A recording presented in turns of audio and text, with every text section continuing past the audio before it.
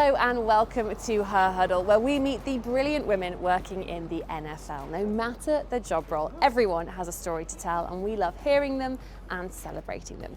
Today we're in central London because the NFL is very much in town for the international games, and with it a host of incredible women to speak to, including our guest today. She's the host of NFL Network's Total Access. She's the one and only MJ Acosta-Ruiz. What's up, everybody? This is NFL Total Access. My name is MJ Acosta-Ruiz. My brother's with me tonight, Willie McGinnis and Michael Robinson. Woo, week 3 already. Yeah. I'm Ready. flying, y'all. Oh. It starts tomorrow. MJ, great to see you. Welcome to London. Finally in person. I know. It's always so nice to actually get to speak to someone face to face. First of all, how's the jet lag? How are we feeling? It's rough.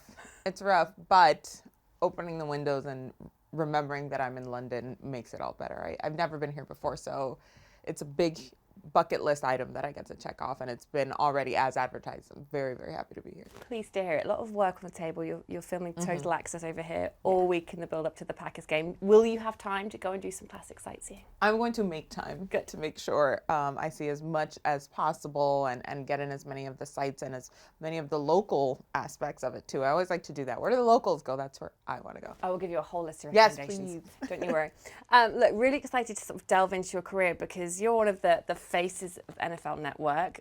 The flagship show, Total Access, is now your show, really. Crazy. I'm so interested to know where this career and where this love for the game all started. I mean, I've been in the industry for over a decade now, almost 15 years. It started in Miami, really, in Spanish. So Spanish language was my first exploration into the field, especially in sports. I did a lot of local high school and youth sports. And because I'm fully bilingual, I got to start in a big city like Miami, as opposed to most people have to go to a smaller town and sort of get their reps there. So I had to make all my mistakes in Miami, which was interesting, but I was better for it at the end. I bounced around to a few markets. I went to San Diego, then San Francisco when I was originally with the NFL Network, and worked my way up to the point where I was sort of aligned to get this job at Total Access, which I never expected. It happened in the middle of the pandemic. I thought I was getting fired. Instead, it was a good call from my boss at the time to say that I was going to be the new host. So it was a beautiful moment. Why did you think you were getting fired? Just because the it time was when the people were making times, cuts? right? Middle of the panty, you didn't know what to expect, where the budget was going to go. We didn't even know if we were going to have a season at that point. So instead, they said, "Hey, by the way, we're going to name you the new host. You have to move to LA." Is this a joke? I was very, very confused and then very, very excited immediately. So it was really cool. And was it really that far out of left field? You had no idea you were even in the running? I really did. All I wanted at that point was to make sure I still had a job. And I remember mentioning to them, hey, I'd love to be able to do more things in Los Angeles. I guess be careful what you wish for, right? So I was really, really happy that that's the way that it went. And here we are.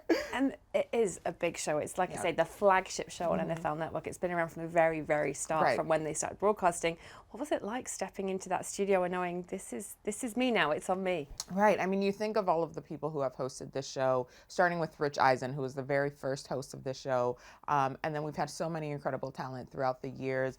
Lindsay Rhodes, who is phenomenal, who has been just not just an inspiration to me in my career, but someone who I really aspired to be like. So to follow in her footsteps on the show as well, and Bothia Harris, a lot of amazing women who have been in this seat.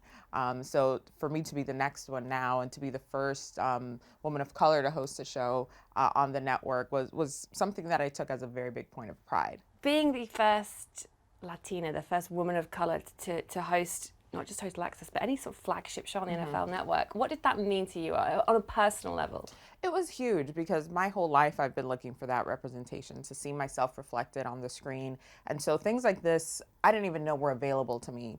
Certainly not as a child, not even when I first started in the industry. So to now be the representation for so many others, it's a little heavy sometimes, but in a beautiful way. So I know the barriers that I'm breaking down, and people always say like opening the door. I'm trying to take the door right off the hinges and just make sure that everybody has opportunities as well. Yeah, keep sending that ladder down, don't pull it back up. Exactly. I mean, do you feel, what does that pressure look like for you? Because I in fact had this conversation with someone just yesterday that, you know, when you're a woman in sport, if you make the smallest smallest mistake, Right. mispronounce a name, just because it happens in normal conversation, Right. right? Why wouldn't it happen when there's 7 people talking to you and cameras and all the rest of it? But it feels like you're messing up for everyone, Correct. whereas maybe a man could get away with it. Correct. What does that pressure feel like, and how does it manifest itself for you? Yeah, I think we're acutely aware as women in this industry that the margin of error is non-existent. So what our male counterparts might be able to get away with and slide, just human error, right? Like you mentioned, things that just, you have a brain fart, something happens, there's 7 people talking to you in your ear and you're trying to actively listen to an analyst, just normal things that you would happen as a human being really can't happen. You can't allow it. So it's sort of breaking free from knowing that that's present and being able to lean into the job and remembering why you love it so much. And then not beating myself up too much if I do slip up on something, and remembering I earned this spot. Blood, sweat, and tears literally got me to this position. So there are going to be critics. There are going to be people who don't like you, and that's fine. But you have to remember to stay grounded, and that's harder to do than it seems. What keeps you grounded? My family, for sure. My family, my husband, who is a unicorn, as I call it, the most supportive spouse you could ask for, and my parents. I mean, my mom is the first one who'll text me like, "Do we like that lipstick color?" What is it with the bumps and the hair and the makeup? But you know feedback? what? She keeps me right. I love her for it. Because sometimes people don't tell you, "Hey, your bra strap is showing, MJ. Hey, you have lipstick on your teeth." But she's watching so intensely. And it's amazing. So it's almost like even though they're far away, they're on the other side of the country. They live in Miami. I live in Los Angeles. They're always with me no matter what. And they're always watching and supporting me. And they are actually the impetus of why I've worked so hard. My parents immigrated to the United States. So I saw firsthand, as the eldest daughter, all of the sacrifices that they made for my siblings and I. So the biggest push in my career and in my life has been to make them proud and to ultimately be able to take care of them one day. They must be absolutely bursting with pride. And you set that bar quite high for your siblings. No, I think a long time ago they were like, she's the overachiever. You know what? We're fine. But they are very accomplished in their own right. And they also have been such a huge part of my support system that, it's sort of the village, right? The village that keeps me upheld. You started out as a cheerleader as well for the Miami Dolphins. You've had this great broadcasting career, and you were on the sideline in a totally different guise. Yeah. First of all, what was that experience like? Yeah. Because you see those cheer squads at these games, you think, oh, I want to be one of them. They're such a cool group Yeah. of people. Can confirm it is a very Yes. very cool job. It took me a long time to make the Miami Dolphins cheerleader. So by the time I actually made the team on my 5th try, I was already in the business. I was already a reporter. So it was an interesting balance, but it was, for many reasons, such an asset for me. One, fulfilling that dream that I had to be a Miami Dolphins cheerleader, but also had the best vantage point of literally to this day in my career. We really only get to the sidelines unless you're the broadcast sideline reporter. A little bit of pregame, after the game, but in game, you're up in the press box, right? Which is a great vantage point.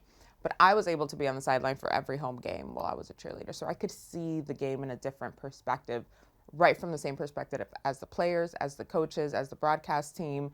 It was so unique and has been nothing but an asset for me. And working for a team, I think, gives you a different perspective of how the franchises operate and what it's like to be an ambassador for a team to sort of just be able to be with the fans at that level. It also helped me because their sports acumen is very high, and they expect you as a cheerleader to know your stuff. Know the history of the team, know what's going on in the season. And so it kept me even more on my toes than I already was. It was, to this day, the best learning experience for sure. What was the perception? I mean, like you say, you're already reporting in the Miami market Right. when you became a cheerleader. But when you sort of stepped into, NFL Network or sort of Sure. moving up on that Miami market, what was the perception? Because, being a cheerleader as well, it does have a certain sort of idea that people have and stereotypes that they believe. Totally. The interesting part is in Miami, everyone was like, oh, this is totally normal. Like, this is super cool. We know her from being as part of our team. So it's interesting when it's part of like your home crowd. When you leave that, though, there is that stigma of, oh, she was just a cheerleader, erroneously, right? Not knowing all of the work that I had put in, not knowing all the work you have to put in as a cheerleader in that role. So it was one more barrier that I had to break down with people, but I refused to hide it. A lot of people said, maybe don't mention it. Why? It was very hard to make this team. Yeah. And very few people get to say that they were actually part of this. So I sort of rebelled against that notion very quickly. And I try to stand by that, because I think there are a lot of girls looking up, realizing, hey, I can be this and this. And I don't have to limit myself to just one box that people want to keep me in, right? Many things can be true at the same time. Yeah, and it sometimes feels as well in being a woman in sport that the first question is, oh, were you an athlete? Mm-hmm. Did you do this? And you think, well, yes. I grew up dancing, but that doesn't mean that I wasn't watching sport and all the rest of it. So it's really good to hear, actually, and I'm glad you're singing the praises of how hard you worked to make sure you had the knowledge as well whilst a cheerleader. What are the biggest challenges, would you say, that you've had to overcome in your career, whether that's day-to-day grind of reporting on a market, or just the bigger stuff, the harder stuff, like moving? And yeah, I mean, moving for sure was very difficult, but you sort of knew that was part of the gag, right? You were going to have to pack up, move your stuff, go wherever the job was. So I was mentally prepared for that. I think I wasn't mentally prepared for was sort of the imposter syndrome, which a lot of people don't talk about, and the self-doubt, and not comparing yourself to others, and just remembering that you are qualified, because a lot of people try to feed you things, and you start to listen to the rhetoric a little bit, as much as you try not to. It's hard. It's really hard. That has actually been the biggest challenge, is keeping my mind right and staying focused on what's ahead of me, and remembering why I love this so much and why I'm good at it. And it's okay to say that. And it's taken me 30-something years to stand in that truth.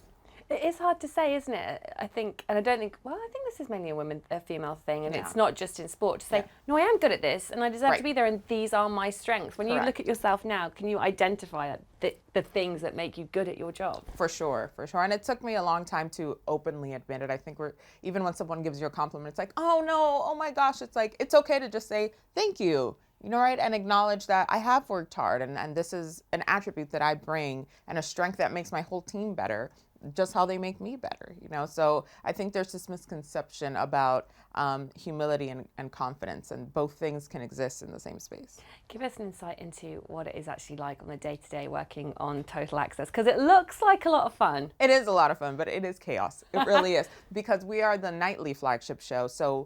But we start our day at 9, 10 in the morning. So by the time we get to our show, the show itself has changed 5, 6, 7, 8 times, which is also part of, I think, the excitement around the show as well.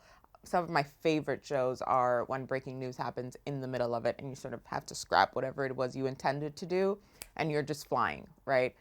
So those are the things where we get to flex our muscles a little bit of, this is why we love this job. This is why we work so hard to make sure we're ready for anything. And then the analysts are my other favorite part. I'm so blessed. We have tremendous talent on Total Access. David Carr is here with me in London, and he's just tremendous. He's like another big brother for me on the show. Willie McGinnis, of course, is one of the amazing guys. And then we have coaches like Steve Mariucci, Mooch, who gets to come on weekly. I think our assortment of analysts on the show, Cynthia Freeland, who is one of my favorite human beings on the planet, probably the smartest person I've ever met in my life, is phenomenal. So the people that I get to work with make the chaos so much more fun. Is it your dream job? It is. And I didn't even know that I would achieve something like this. Get to say that I get to live out my dream job on a daily basis. Now, with that comes a lot of evolution, right? So I'm like, this is what I thought my dream job was. And now that I've done it, I can see how we can build on it and how we can grow it even more. And that part is really exciting. That is really exciting. It's something I'm almost loath to ask you, because I know from my own experience, when people ask me this, I'm like, well, this is the dream, and this is, I never expected this, and I never expected that, and you just have to kind of roll with the punches and take every opportunity in this business. But what is the dream? Is there still more you want to do and things you're aiming towards, even within Total Access? Yeah, I think being a bigger part of the executive team and of the production team, right? Of being able to put more of my input in there. And right now our team is phenomenal. They want you to come in with ideas. They want you to pitch stories. They want you to pitch segments for the show. And I love that part, because when I started off in this industry, I was my own producer, my own editor, my own writer, my own everything. I was a one-woman show, if you will, which a lot of people in the industry can can understand, right? You have to put in that work, but it makes you appreciate when you have a team the way that I do now at NFL Network, to put everything together. The collaborative aspect of it is huge, but the creative part of me always wants to be inventing new parts and new things and seeing what works, and sometimes things don't and what doesn't. So I think that part for me is what's next. Just from, you know, looking at your social media and following what you're up to, it looks as though you have a really strong group of female friends that are Yes. also in this industry. How important is that, and how refreshing is it that you're supportive rather than competitive? Oh my gosh, so we've been like that from the beginning. I mean, my group of friends now that you allude to, we've been friends for over a decade. So right when we really started digging our heels into this industry and starting to make waves, we were all in it together. And it was always a sense of, hey, there's an audition today, come with me. Hey, I heard they're hiring for this job, you should really apply. Or hey, I'm at this job, they need another reporter, come through. It was never a sense of, oh my gosh, I can't tell her because she'll get the job over me. It's, if she gets it and I don't, great girl. Like, one of us is in there. And inherently, we already know what the obstacles are for one another. So I can call one of my best friends up. I don't have to explain or tell her what the reference point is. We can go right into a rant if we need to. But similarly, we share in the joys of our accomplishments as well. And I think it's really beautiful when you can celebrate other folks and other women when you're in an industry that wants to pit you against each other from the start. And we've refused to buy into that. But it's very special because not everybody has that. So like, we latch on to each other for dear life. It's like a great girl gang. I'm like, oh, they're Yes, like good people they're to hang out with. fantastic, yeah. What's your advice for people looking to break into broadcasting and to grow in broadcasting and just media generally? Yeah. Well, there's a few prongs to that, right? Because the industry has evolved and changed so much, even in the last few years, right? So I'm trying to find advice for myself on how do I keep going? But what would I tell me if it was me 10 years ago trying to get into this? And I think it's be limber, right? So understand every aspect of the industry, know how to shoot, know how to edit, but also think outside of what you originally thought was the only path for you.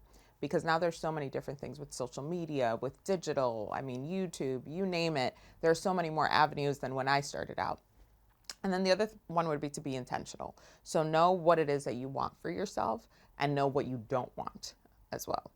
And I think be intentional about the steps that you take for it. So do your research, reach out to the people who you know will be willing to help you, and then just keep forward on your path. What's your greatest strength? Oh, my greatest strength. I think the ability to connect with people. People are the reason I got into this job. So I always wanted to see beyond the athletes or beyond the people I had to interview, and know what their story was and learning sort of their trajectory. It's one of my favorite parts of the job, and I think it's one of the things I'm really good at. And finally, and I love hearing from this on Her Huddle because everyone has a different answer, but they tend to be around a theme. What's the best advice you've been given, or what's the sort of mantra and advice that you keep in your head? The best advice I've been given is what other people think of you is none of your business. And that's hard. That is good, but it's a hard difficult. one. It's a hard one to follow, Yeah. but it's really sage advice for sure. Yeah. Oh, I'm going to try and keep that in my head now. It's so good, but I can already see how challenging that'll be. MJ, thank you so much for making the time for us. It's been so great chatting to you on Her Huddle. Likewise. Thank you. Sky Sports NFL. Feel it all.